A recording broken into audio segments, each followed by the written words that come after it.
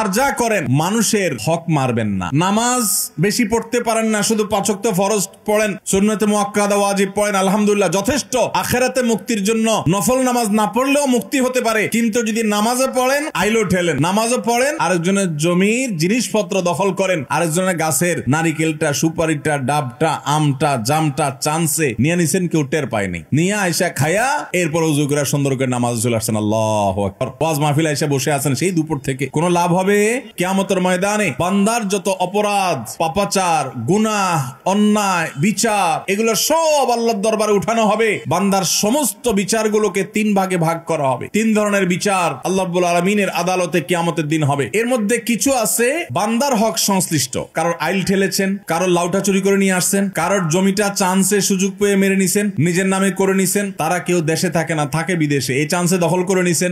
এই যে অন্যের অধিকার নষ্ট, অন্যের সম্পদ দখল করা, ভক্ষণ করা, এটা কি হালাল না হারাম? কেমন হারাম? এটা এমন হারাম, এই কাজটা যদি কেউ করে আর দুনিয়াতে যদি এটা দফা রফা না করে, যারটা খাইছে তারটা তার কাছে ফেরত না দিয়া যায়, তো কিয়ামতের দিন এই রকম অপরাধ যেগুলো করা হয়েছে এইগুলোর বিচার সম্পর্কে আল্লাহ বলবেন, এগুলোর ব্যাপারে আমার কোনো ক্ষমা নাই। এগুলো যারটা সে মেরেছে দুনিয়াতে, এখন আখিরাতে তার সাথে বোঝাপড়া করতে হবে।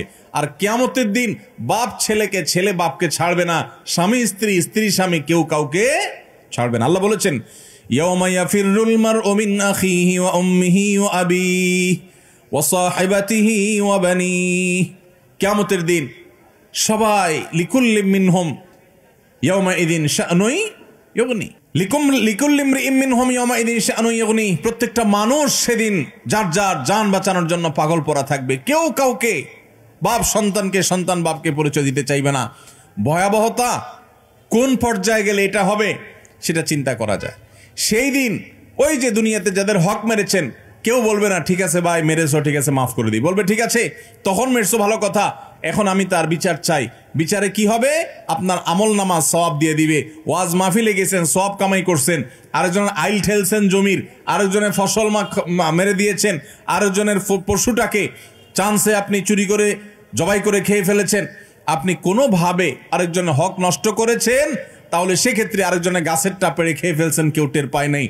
এই সবগুলোর জন্য আপনার ওয়াজ মাহফিল, আপনার নফল নামাজ, আপনার কোরআন তেলাওয়াত, এমনকি আপনার হজ উমরা, আপনার দান সাদাকা, এই সওয়াবটুকু ওই পাওনাদার যারটা দুনিয়াতে মারছেন আল্লাহ তাকে দিবেন, দিয়া এবার খালি হাতে এই লোকটাকে জাহান্নামে নিক্ষেপ করা হবে। ভাইরা আমার, এই জন্য আর যা করেন মানুষের হক মারবেন না।